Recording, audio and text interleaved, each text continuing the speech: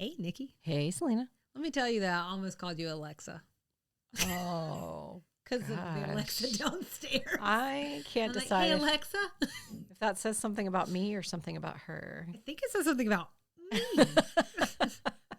If I'm like, so I'm thinking like if I'm close enough to your heart that you think of me as Alexa, because Alexa is like our right-hand person, you know what I mean? Our right-hand computer. I think you're already overthinking it. I think my brain is broken, and I was going to see if you could switch on the lights. I'm Fair like, enough. can you switch on the lights or turn on some music? Fair enough.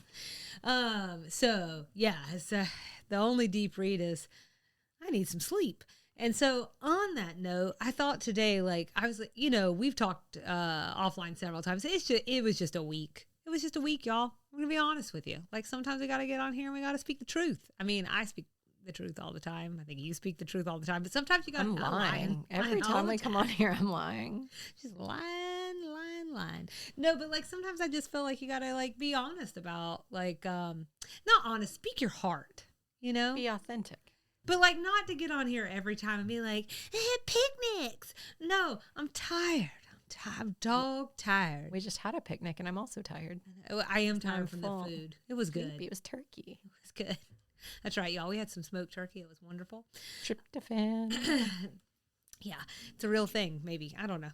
So what I was going to say is like in thinking about like coming off of the our recording day, I've been thinking like, what can I do to like just relax for a little bit? Because I feel like for at least the last 5 weeks, I've been in just a dead heat, just rushing around.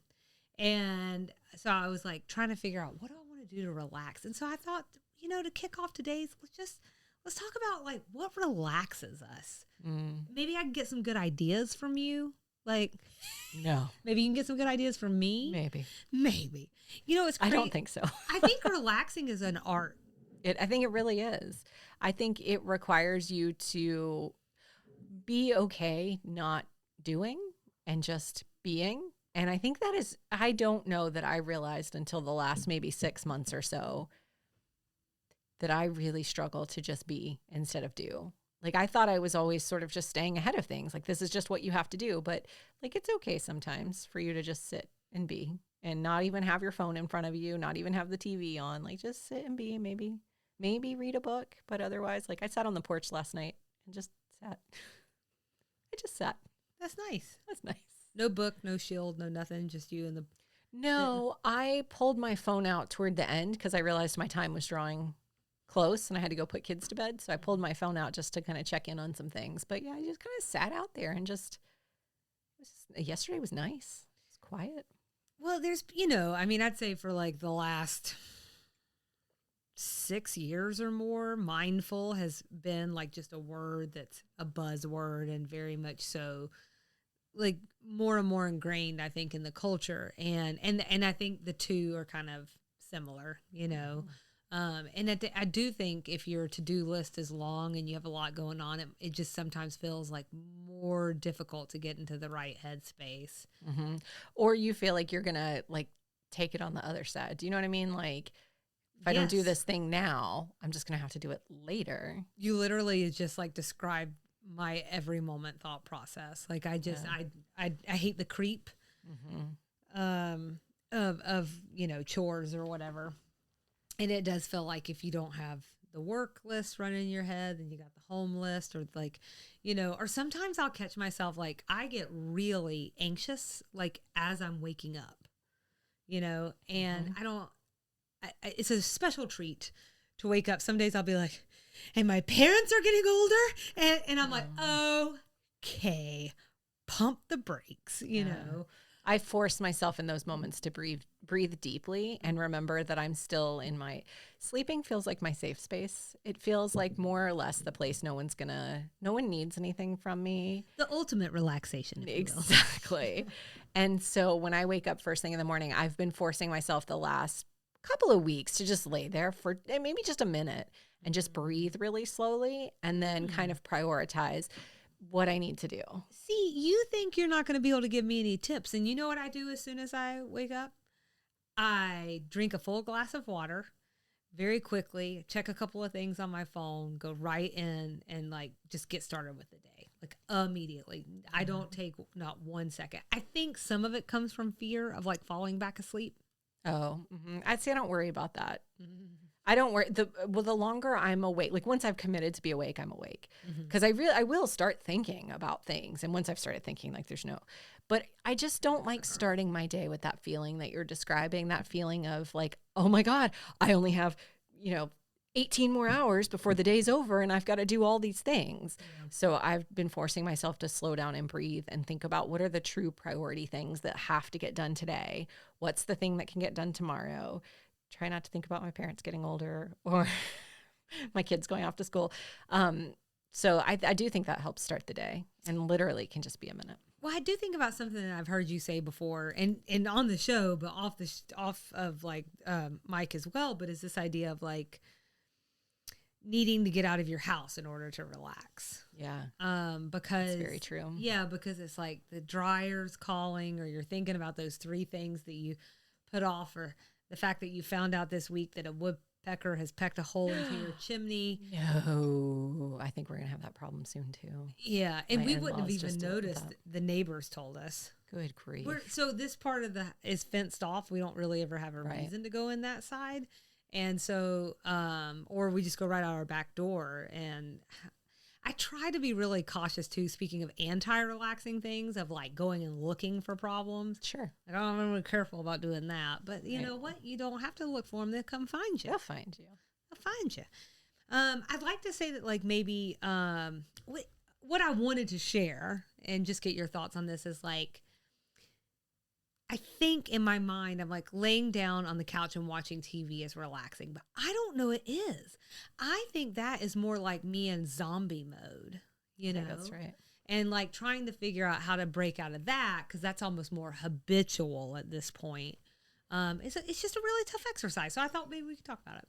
I think that's true. I think I've had afternoons where like my kids will be with the grandparents or something, and I'll think, well, if I can just lay on the couch for 1 hour, then I'll be fine.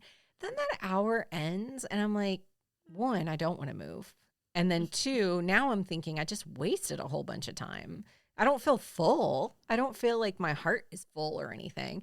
So I will say I love going for a walk. Mm-hmm. Like if it's an afternoon where, my kids still do like a little bit of a quiet time in their room. So my husband's always like, just go for a walk, leave the house, go walk for an hour. When I come back, I feel like I just did something for me. Mm-hmm. I feel like I just took some time to myself, whether it's listening to a podcast I love, or just sometimes I've started walking just with nothing, which is wild. No sound or anything, just hearing nature. Very relaxing. It's very nice. But I also really love, I have a hammock. I haven't done this in like a year, but I used to lay the hammock or set the hammock up downstairs in our backyard and lay out there with a book. That is very relaxing to me, because after an hour, like I'm happy to stand up and move around. I don't feel like that zombie mode you just described, unless of course it's a great book and I just don't want to put it down, but I feel kind of rested. I feel kind of like, okay, let's go do the next thing. And then I love to take a bath. I love a bath. Mm-hmm. I force myself to do it like once a week, sometimes just on Thursday night. It's a nice way to sort of start spiraling down toward the weekend. Other times, like this Thursday, I've been putting kids to bed and falling asleep putting them to bed. This has been a problem for a while, but every couple of weeks I can force myself to like wake back up and go get in the bath or whatever. But this week I fell asleep and I didn't do it. Either doing it then or doing it like on Sunday afternoon. Mm-hmm. I love to be like fully bathed and ready to go by like dinner time on Sunday evening, so I can just do nothing the rest of the day. Nothingness is really the goal, I think. Nothingness, but not in a passive way. Mm-hmm. Nothingness in a just like you said, zoning out to the TV, zoning out to my computer. Like I want to just be. Yeah. I don't know.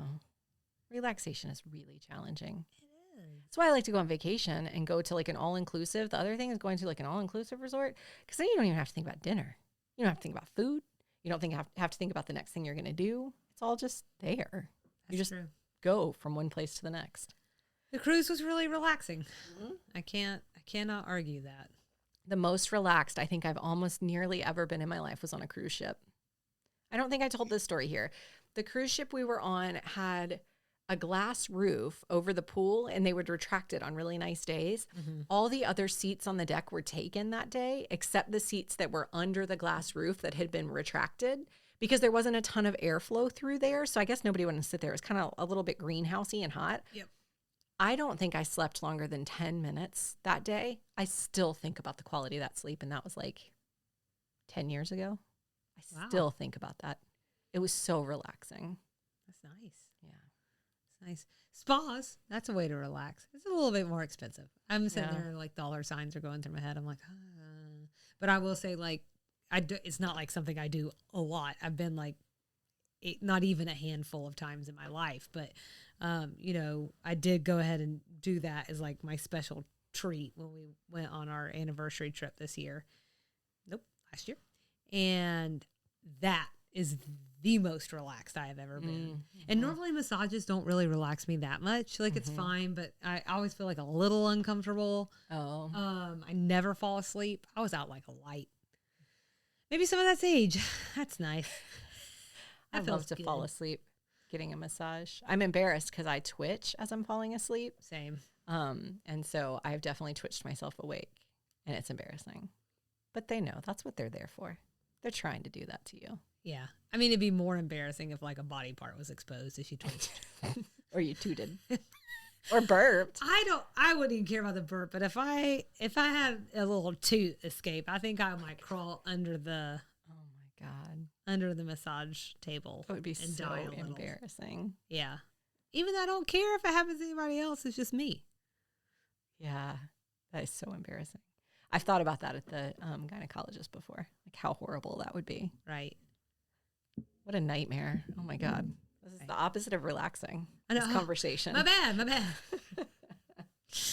Well, I don't have a good transition, but do you want to go ahead and skip on down to talk about episode 18? You want to know what was relaxed in episode 18? I do, yes. The electrician's waistband. Oh, yeah. So this is Designing Women, Season 4, Episode 18, Anthony and Vanessa. The DesigningWomenOnline.net description is, Anthony gets airheaded Vanessa a temporary job at Sugar Baker's, where Suzanne coaches her on techniques to win Anthony away from his pushy girlfriend, Lita. Meanwhile, Mary Jo and Charlene wonder why Rusty, the electrician, wears his pants so low, and Suzanne turns in Charlene's baby nurse to Unsolved Mysteries as a con artist and a counterfeiter. Air date February 5th, 1990. We're calling this one My Fair Vanessa. It was written by LBT and directed by David Traynor. That's the longest description I think I recall in our history. It was very long, and I remember reading this maybe earlier this week and being struck by the fact that the electrician storyline was so prominent in this episode that it made it into the description. Yeah. That's just crazy to me. That was just a lot. The other thing that I'll say before we even start talking is, I also before we get into like general reactions and all that, I really tried to figure out when these episodes were recorded and aired, because something is feeling weird to me about the chronology and the order. And this may have been more relevant to episode 16, but I do think several of the episodes in this last little batch were recorded and aired differently than in the order in which they were recorded. And I think it was this Unsolved Mysteries storyline on this one. It felt detached from the previous Unsolved Mysteries. So something just felt out of order to me. But I wasn't able to find record dates on every single episode. So I don't know. It was a partially formed thought. Yeah, no, I think you're right though. So something definitely Thank you. That's a really good idea, actually. But you're right, though. Like I'm not sure I want to walk everybody through my mind process right now. But I think when you did your Unsolved Mysteries thing, that would have been episode 15. We're now on 18. That's right. And it's like backwards or something. That's right. Yeah. And I think some of it was done to accommodate Jean Smart's pregnancy. Absolutely. Because where it all really started for me was trying to figure out how many episodes she actually got off to have her baby. And I think I had started an exercise somewhere in my show notes, maybe for episode 16, but it might have even been 15. I think I started trying to piece it together, but I couldn't find any reputable source that included the taping date for every single episode. And then I would have had to backwalk with what we actually saw of her in other episodes. And it became more than anyone listening to the show even cares, except to vaguely make the point that I just think this season, more than season 1, which we talked about ad nauseum in season 1, I think there was a lot of recording and airing out of order. What an exercise that must be if you like need to accommodate whatever's going on in a star's life. And then suddenly you're like trying to work it back. It's like backing into the parking space times 10. Right. I mean, I think all the time, like what an incredible exercise to get these episodes written and recorded and aired all in like a week or 2 weeks time. I know. Like the exercise we're having right now, trying to bang these 3 episodes out after recording last weekend as well. It really makes me feel lesser than. But this was also their full-time job, and there was a whole staff of people working on it. So, yeah. I mean, where's our staff? I thought you were hiring them. Sometimes I hear about like, what was it? Maybe I'm still on that Southern Charm. And one of the girls who's on it now is an influencer, and she was like talking about how hard it is. And she was like, I mean, my production assistant, my this and my that. And I was like, we're just a 2-person team over here. Our producer, Kyle, the other day suggested Southern Charm as a show for us to cover on here. Has he watched it? No. I was telling him about how we've been having this sort of off-air conversation about what to do next. What's next, yeah. And we heard from a listener recently with some suggestions and food for thought. And so I was telling Kyle about all that. And so he asked artificial intelligence what we should cover next. And she brought back a list. And so like, as you ask additional questions, it further streamlines the responses she's giving you. So he was able to specify shows about the South, shows about with predominantly female leads, and this, that, and the other, made all these specifications. And he said something like, have you guys considered this show Southern Charm? Have you ever heard of that? And I was like, oh my God, Selena's watching that right now. I'm not sure I could watch it in the depth needed to talk about it. It's more like, I think it would be like, we watch the series and then we talk about it. Yeah. You know, who our favorite characters so were. Let me know when you're able to catch up on 8 seasons. Right on top of that, Rose. I know it. General reactions. Can I ask you a question first? Absolutely. What are we doing? We're on Designing Women Season 4, Episode 18. Got it.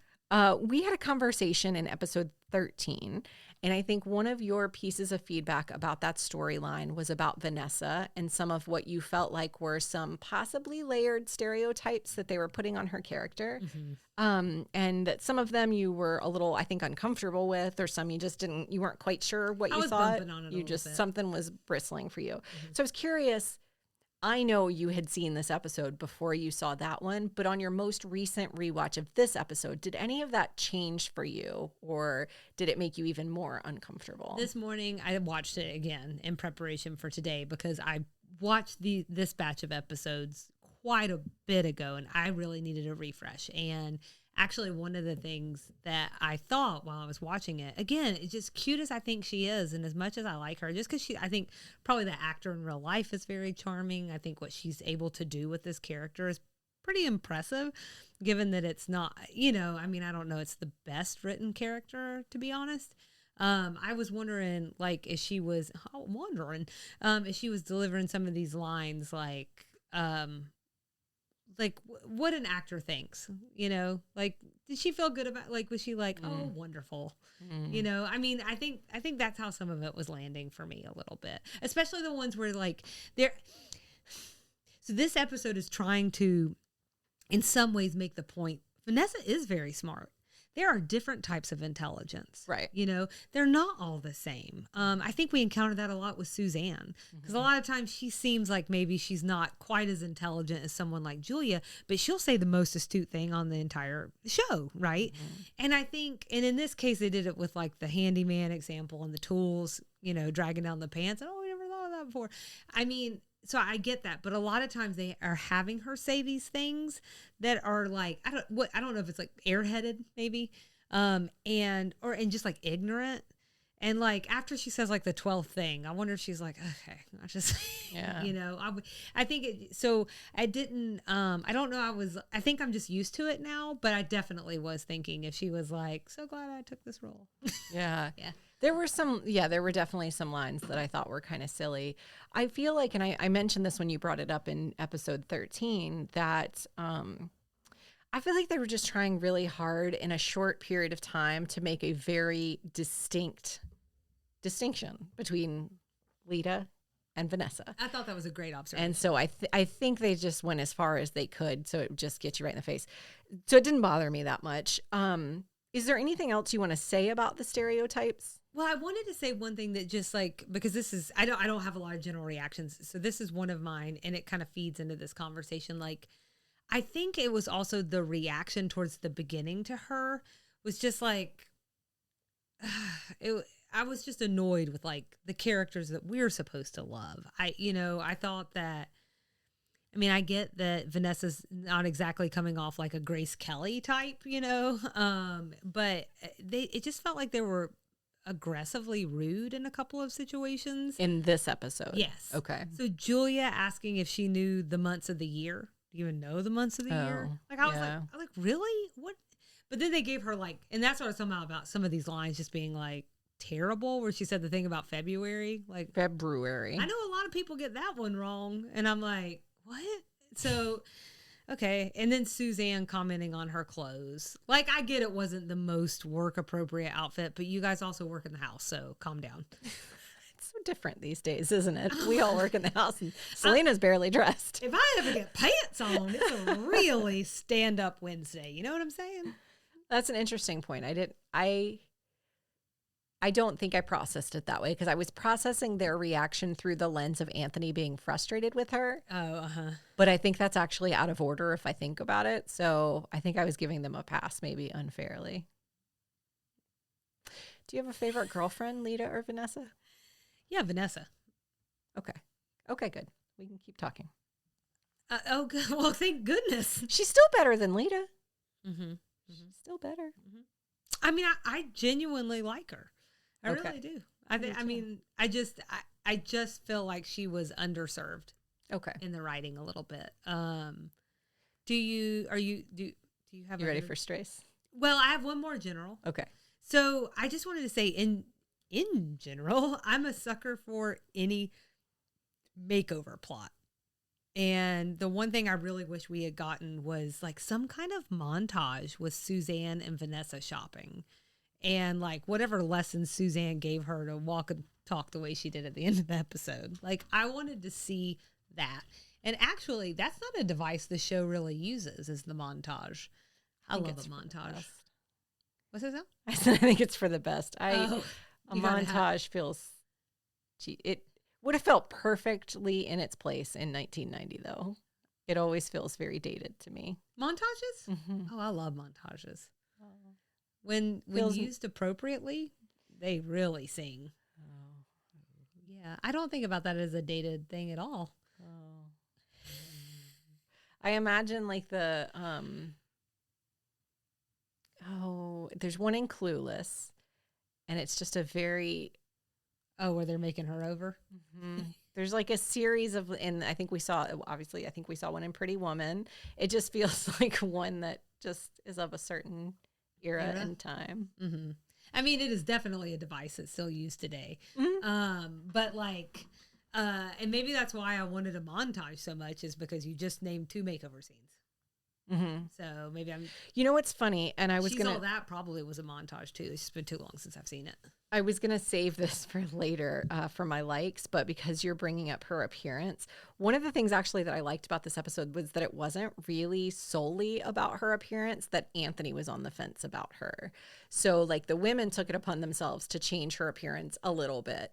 But one of the things I hate about this sort of like, that's a perfect example, how they just pull her hair out of a ponytail and she's gorgeous. Mm-hmm. And you're like, well, they took the glasses off too. Yeah. Oh, right. You're right. And they took the paint splattered overalls off as well. Right. But like, I hate that approach where it's just like you take a beautiful girl, make her ugly, I'm putting that in quotes, and then make her unugly, I'm putting that in quotes. Mm-hmm. So I really appreciated that Anthony was on the fence about much bigger issues. He was on the fence about this like entire life crisis he's having, which is, where do I want to fit in life, and what kind of person do I want to be? I know I don't want to be the person I used to be. So who is this person I want to be now? Does Vanessa help that, hurt that? What about Lita? Help that, hurt that? And I appreciated that it was so much more than just the way she looks. The women made it about that. But that wasn't what it was about for Anthony. Well, it's like the looks and the demeanor. They wanted to change all of that, or Suzanne did. Because, I mean, like, Suzanne wanted to make a mini-me. You know, she likes doing that. She likes doing that. I have to say, while we're talking about them changing her appearance, when the way that they did her hair, when she came in, I thought she was like in a powdered wig. I didn't understand that at all. Oh. I thought, and it looked like, I was like, what they age her? It looked like gray. And I was, like, which I get had its trends more recent years, but in 90, I don't think that was the case. And it might have just been the lighting wasn't very good, but I thought it was interesting. And the way it was slicked back, it kind of put me in the mind of like olive oil. So it just looked like a rich woman. Like, it just looked like a rich woman going to the business place. You know what I mean? Like, I'm going to hold a briefcase and go to the business place and do businessy things. Meet you at the receptacle or whatever. Right. Right. That's what it reminded me of. That's funny. In Strays, I wanted to mention that just before Julia cut off the conversation about plumber's crack, which is what I'm calling it, they never actually used that term for reasons I'll get into later. But before she cut off that line of conversation, because it was just not enjoyable to her, there were a couple of cut lines about how it never really happens to executives, only businessmen. I mean, only blue collar men. Now I've got businesswomen in the workplace. But they basically said, like, how does that never happen to a man trying to wear a suit? It's only these guys working in jobs like electrician or whatever. Which I just thought was, I think there was an interesting, I think this entire episode was layered in some kind of class discussion. Yeah. And I started on this line, maybe in the last episode, but I want to put a finer point on it. I want to talk about whether we have any theories of why they started with Mrs. Philpott, who is the nanny, to go to Miss Constance Pine, the other nanny who's like in high demand, just to return to Mrs. Philpott. And especially because they didn't use the Unsolved Mysteries thing with Suzanne as a reason for her leaving. Because Unsolved Mysteries was brought up 2 episodes ago when we first met Mrs. Philpott. So Mrs. Philpott didn't just say, like, your coworkers are crazy, I'm not hanging around. So I don't understand that. I do understand that they wanted Charlene to have that, like, funny interaction with Miss Pine, between Suzanne and Miss Pine, and then Charlene and Miss Pine. But, like, they could have just done that with Mrs. Philpott. Why? Yeah, I mean, I think before, so you kind of blew my mind a little bit with, like, you're always blowing my mind every time you tell me that the episodes are aired out of order. Like, every time, it gets me every time. This is brand new information. But I guess, because sometimes when stuff like that happens, I think my thought is like, oh, I guess they lost her to another job. Had to bring back in the other lady. That might be true. And so I think I had like a very brief passing thought about that. And then today, watching them again, it definitely did strike a chord with me. I was like, oh, we're back to her again. It's very confusing. Oh, all right. Yeah. It's hard to keep their names straight. And I think, honestly, I think the only reason I really realized what was happening is because I was trying to look up the guest stars. And then I was like, oh, wait, this is the same lady from 2 episodes ago. What's happening? Yeah. Why are we doing this to ourselves? She was running off to film The Goonies. Maybe. Or whichever movie she did. I'm trying to remember. There was also a cut line after Vanessa mentioned her switchblade. Let me tell you. She and Suzanne found a little common ground. Yeah. Suzanne asked to see the knife because, quote, I'm interested in weaponry. I have a gun myself. Did she take her gun out and put it on the table? Because that's what I don't know. For whatever reason. So I pulled the line. I have a gun myself. I got it from a toll-free number on TV. I do it all the time. And if you keep it moving, you don't have to pay for it. Really? That's interesting. Look at their rhinestone handle. Oh, gosh. Like, so she's got it out. She must have pulled it out. Which might be why they cut that. Maybe it's maybe it's too aggressive for now. Distasteful. Yeah. But because that's exactly what I was like just questioning. Did she have her gun pulled at the table? She's worried about the woman flossing her teeth, which maybe would have made it even funnier. Probably. Because that woman flossing her teeth was kind of random. I don't know what you're talking about. Oh, and maybe that's It's like saying it without saying it. Mm-hmm. I see what you're saying. I see what you're saying. Mm-hmm. Everyone is so upset about that flossing, and I wanted to know, like, I'm sorry, I know this is kind of off the cuff. I can fill for time if you need me to, but do you have like a weirdest in restaurant experience, or the weirdest thing you've seen, or anything in that realm? Oh gosh, not off the top of my head. And actually, I would imagine you have much funnier in restaurant stories than I do. So, I mean, it does feel like a little bit like shooting fish in a barrel, because I worked in a restaurant for like 7 years. Yeah, there's going to be some awkwardness that happens there. You just see like a lot of weird things over the years, and people probably desensitized to it. People are weird. People are weird. I think you've probably heard these stories before, so I apologize. But my top two, like the ones, and I don't know for sure that these are the weirdest things that happened to me, but they're the ones that like stay up here in the top of my head for whatever reason. One is like, I had an 8 top, so 8 people, of all breastfeeding women.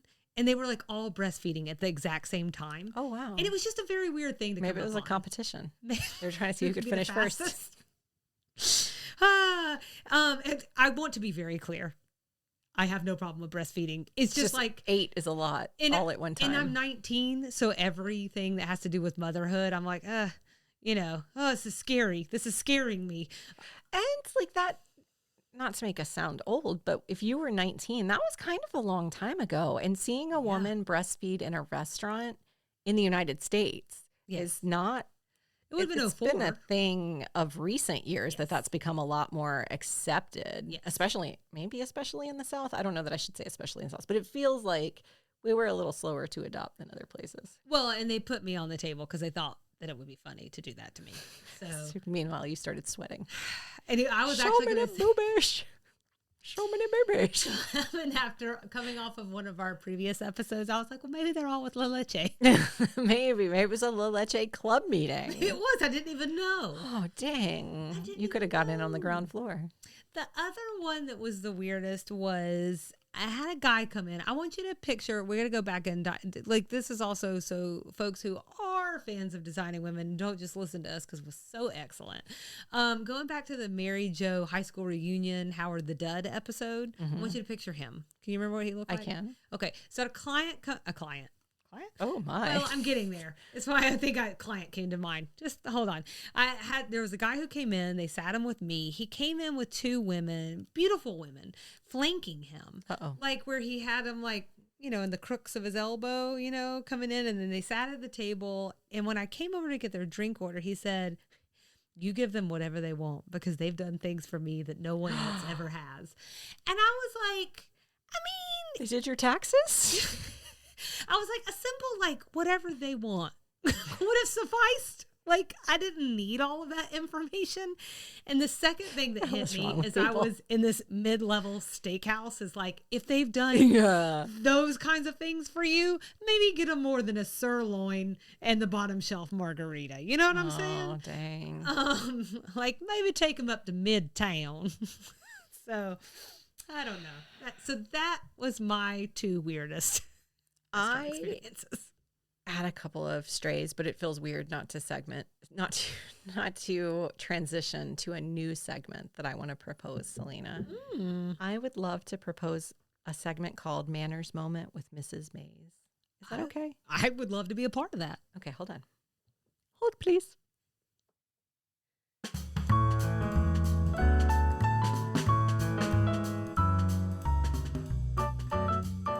Welcome to your Manners Moment with Mrs. Mays.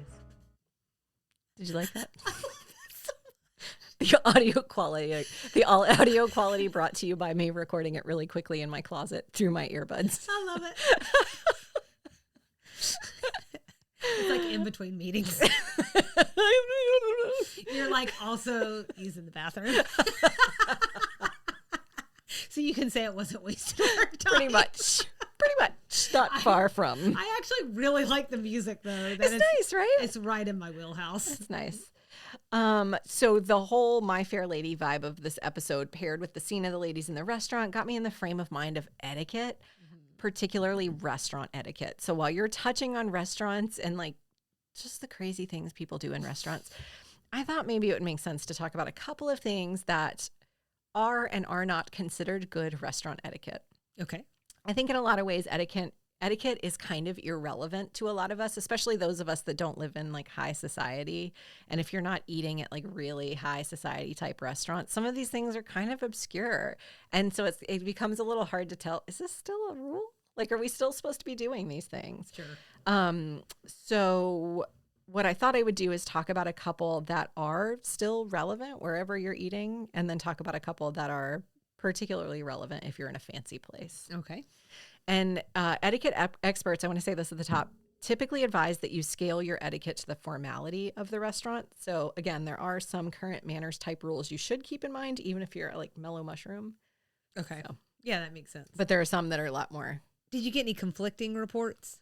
Okay. Yes, ma'am. Perfect. And I think I noted where they were. More and less blankets. Got it. Right. So here are 5 etiquette rules and distinctions for each, depending on whether you're in a formal restaurant or a casual restaurant. So never lift your menu off the table.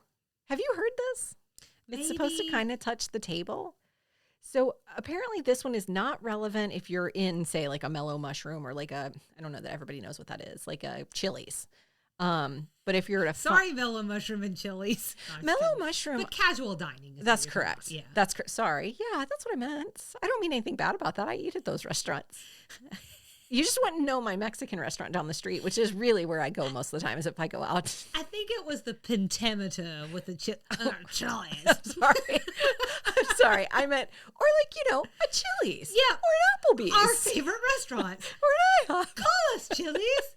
Cheesecake Factory. Sorry. Cheesecake Factory is kind of fancy. It's a little fancy. Of that caliber restaurant, it's fancy. What do you mean by that caliber restaurant? They can't see my hand motions. Why are you bringing that into this? Anywho, apparently if you're at a fine dining restaurant, your menu should always touch the table, even if you have like trouble seeing. I guess you're supposed to just sort of lean closer to it or something. Just like the tip. Oh no. And you have a birthday dinner coming up soon. So some of these tips might be helpful for you. Need to keep it depending on where table. you're going. Did I not tell you? Did you end up making a reservation? It feels relevant to the conversation. Commander's Palace. Yeah. I'm going off your rec. Keep your menu on the table. Mm-hmm. That is a menu on the table kind of place. But like I did accidentally make a disgusting joke, but I meant like yes. Okay. Yes. Just, it doesn't have to be flat. That's on the correct. Table. Okay. That's correct. Because then it feels like I'd be like all. Yeah. Yeah. And it's like touching your plate and stuff, which also feels like bad manners. I've never thought about it before. I don't know. Like, I don't know that I'm ever like picking it up in midair or anything. Yeah. I want to think about that. Yeah. Well, I don't know what to tell you. I've never been more embarrassed in my life. Turning off cell phones at the table. Mm-hmm. So this is where we get into some conflicting things. According to some, though, in a casual dining restaurant, this is an outdated etiquette rule that you can just like disregard. I argue, though, I think you should not just have your phone out sitting on a table and then like take a phone call, whether you're at Chili's or the Commander's Palace. Doesn't make sense to me. Mm-hmm. I also found something where etiquette experts just generally say, like, if you are sitting at a table to eat a meal, you shouldn't have anything unrelated to that meal on the table, which would include, obviously, a cell phone or your purse. Just don't leave crap sitting on the table. Yeah. Put that in your bucket. Actually, I think what I'm really picking up on is just someone calling you in the first place is what makes you angry. That's just pretty much it. Why would you do that? And why would you do it at mealtime? Utensils. You mentioned this maybe in the last episode that utensils are notoriously confusing. Just all the things in the Victorian era and whatnot. Apparently, confusing table settings are also super outdated at restaurants. Typically, when you sit down, whether you're at a fine dining or dining at a more casual type restaurant, you will today find only the silverware you're going to need for your specific meal.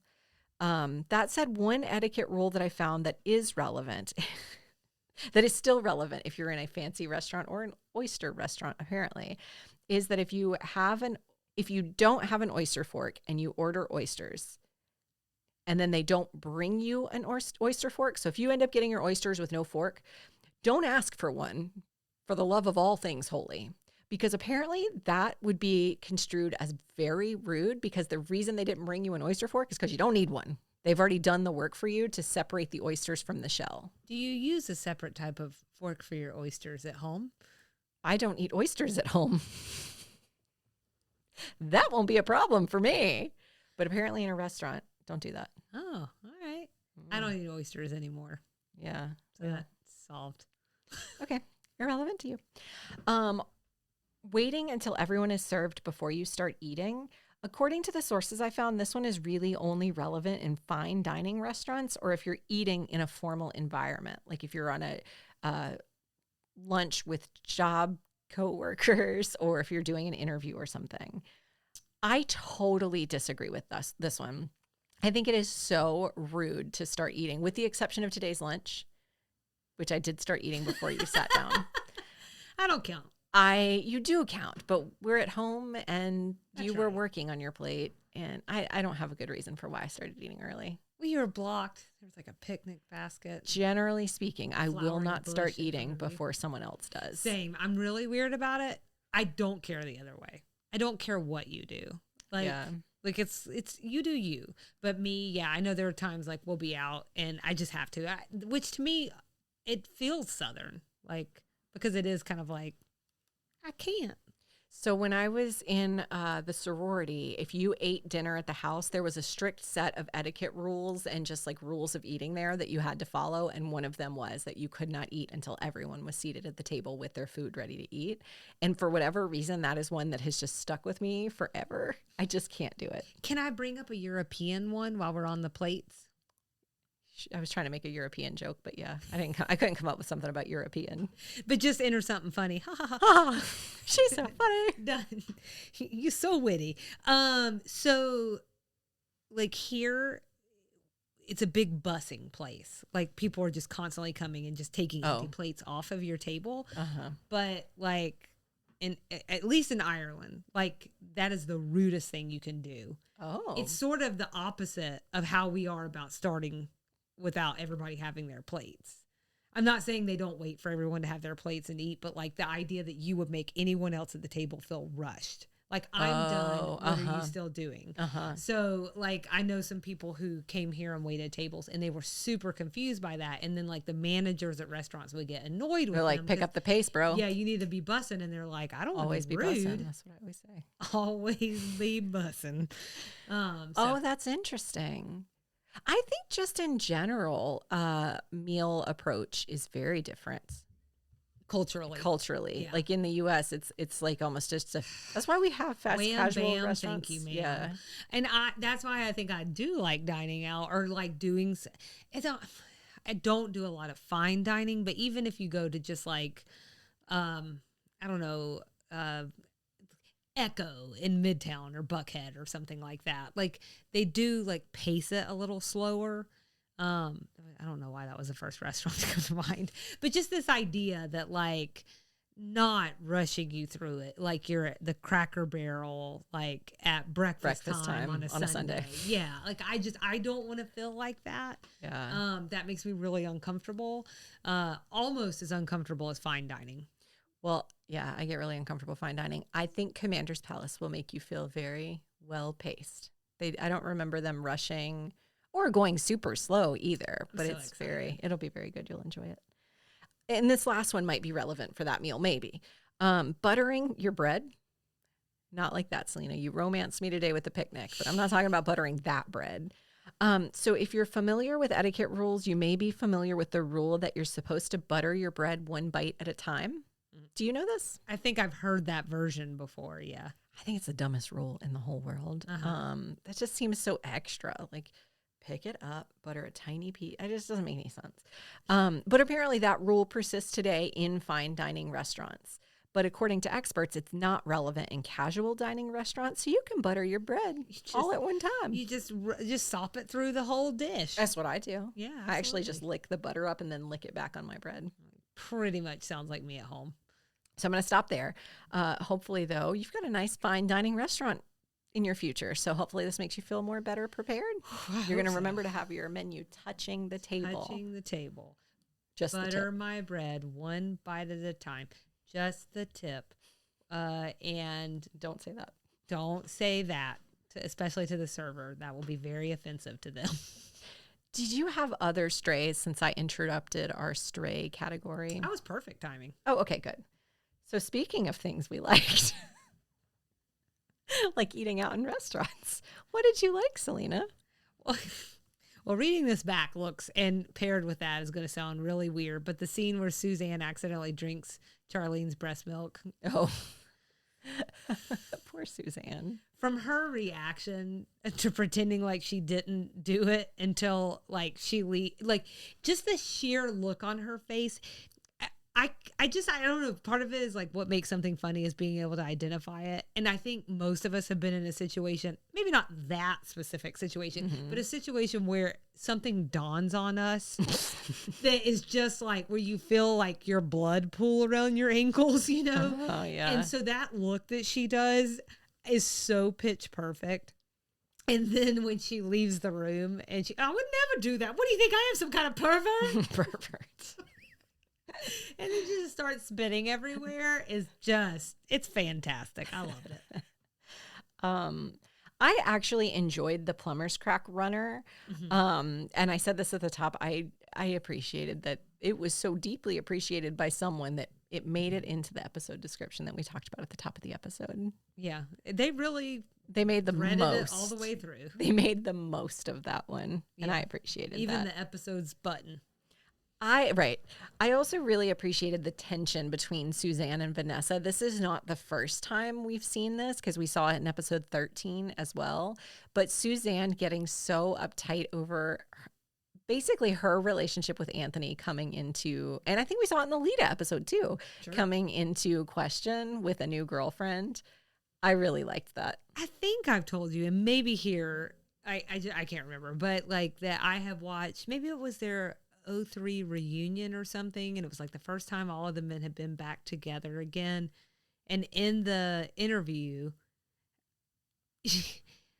Delta Burke is talking with Meshack Taylor, and basically they're having a conversation about how LBT had said if the show had gone on longer, she would have married them off. Like that was down the line. That would have made me very happy. So I feel like when you look at that being in the far down path, it kind of makes some of this old, like some of the stuff that we're seeing now, you're like, oh, I mean, they're in love. Right. They're just in love. Yes. I think it's much more on the nose than your question to me during the Steel Magnolias episode about Drum and Weezer. Who are also in love. I mean, they're not in love. They're just hot for each other. So weird. I really liked just Vanessa. I don't mean to keep saying it, but like, and I'll talk a little, actually, I'll just go ahead and say it now. I think it was going to be one of the, I had it later in my notes. It doesn't matter. I just think that sometimes a show needs a breath of fresh air, and that's what she feels like. I will say and I had this in Strays. Also, it doesn't matter where it is, but the quickie to quiche thing, that's like the fourth time we've gotten that joke. Yeah.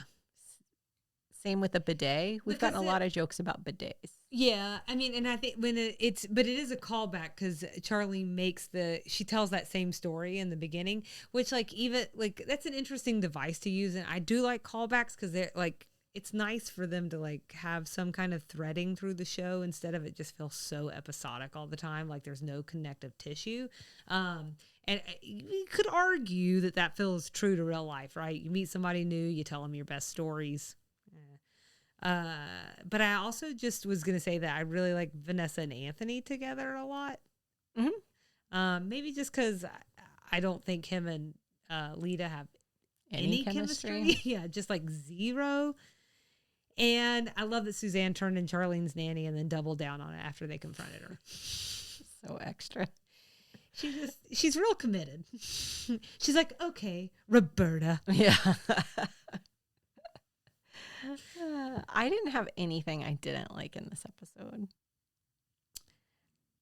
It felt like a little bit of a pacing thing for me.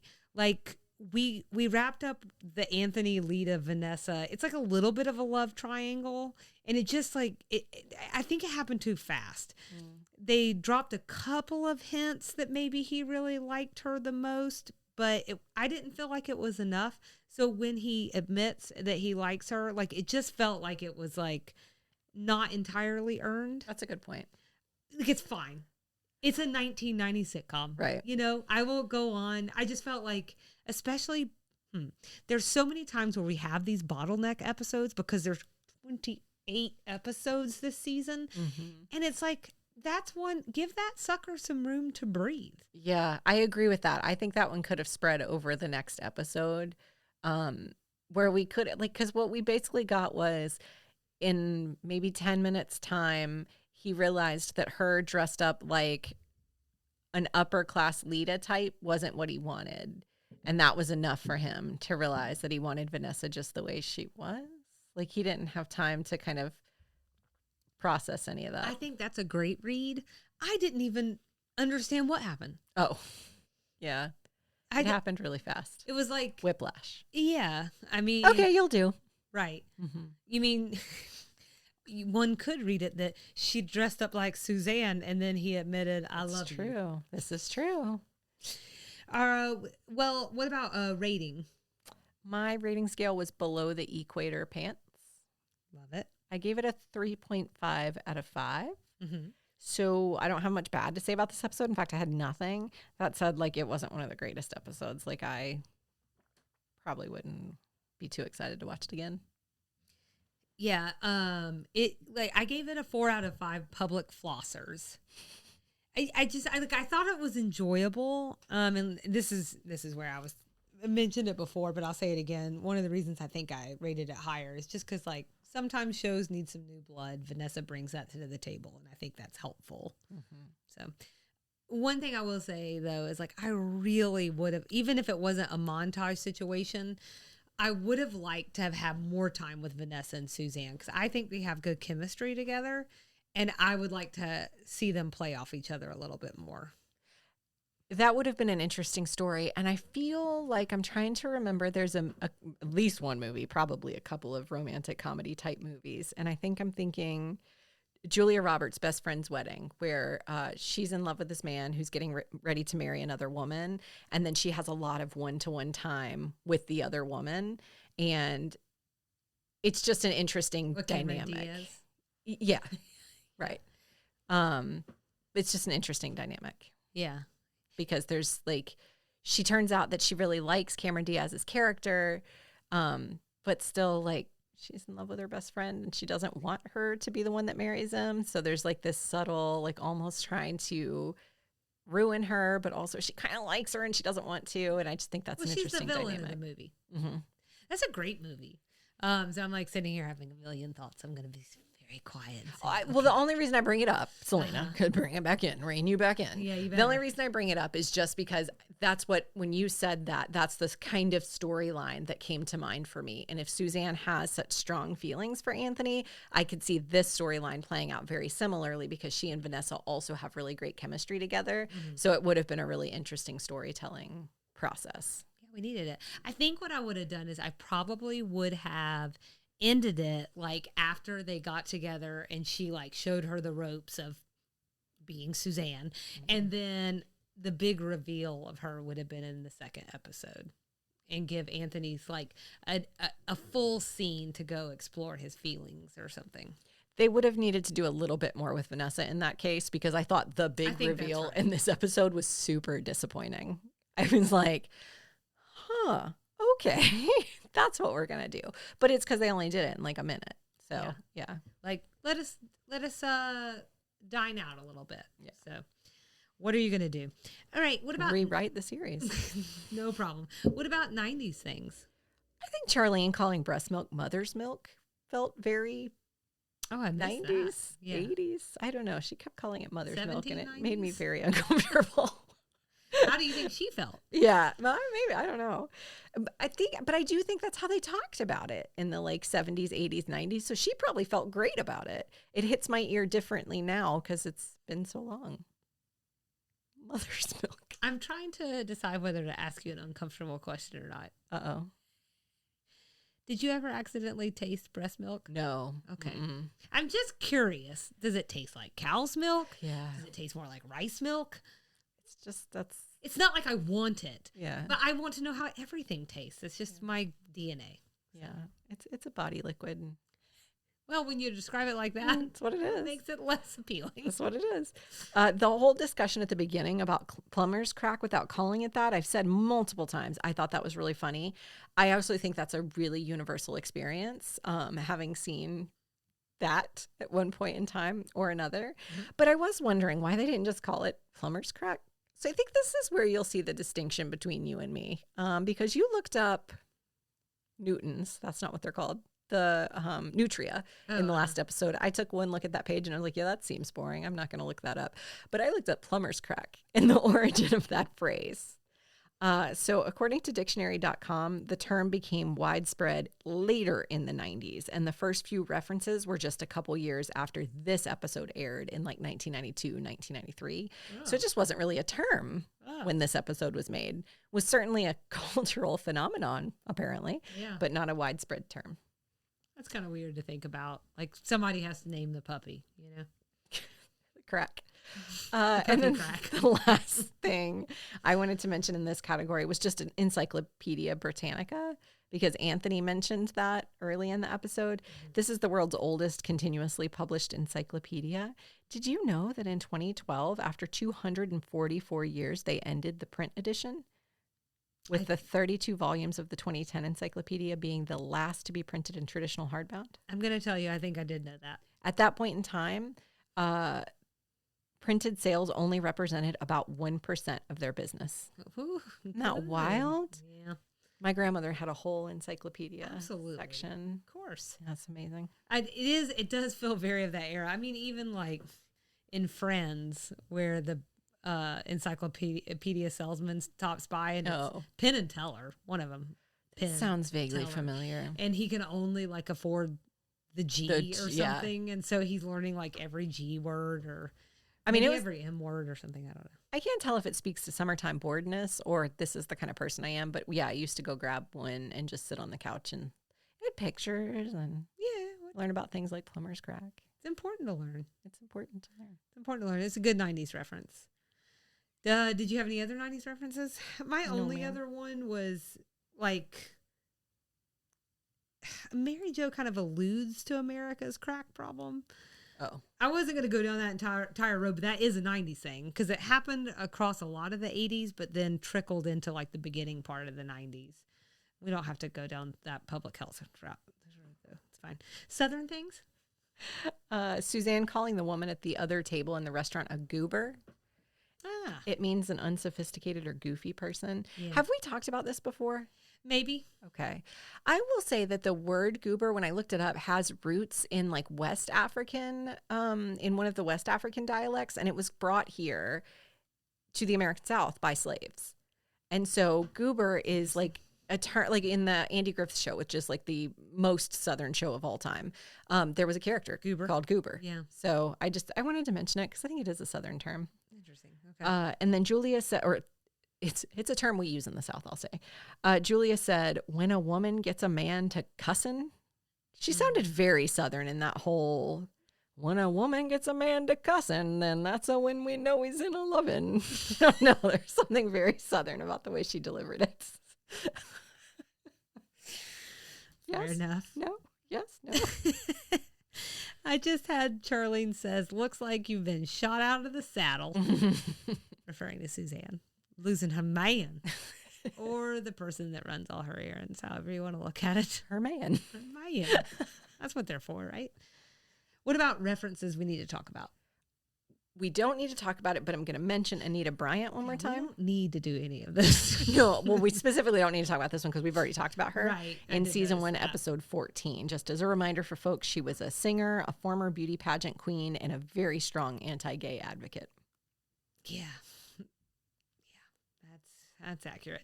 I had the Sports Illustrated workout just because Lita comes in and she's like, I'm running. I feel great. I've been running 5 miles every morning. I do the Sports Illustrated workout twice a day. First of all, that's like 3 hours of workout a day, just to be clear.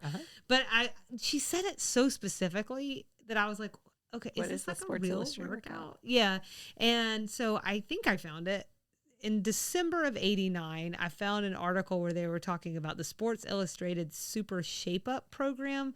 It was a series of 3 50-minute videos. This is how I know that she was doing it 3 hours a day. 2 of those sessions, plus she can probably run 5 miles faster than an hour. Yeah, it takes me a long time to run 5 miles. It takes me a lot longer than it does you.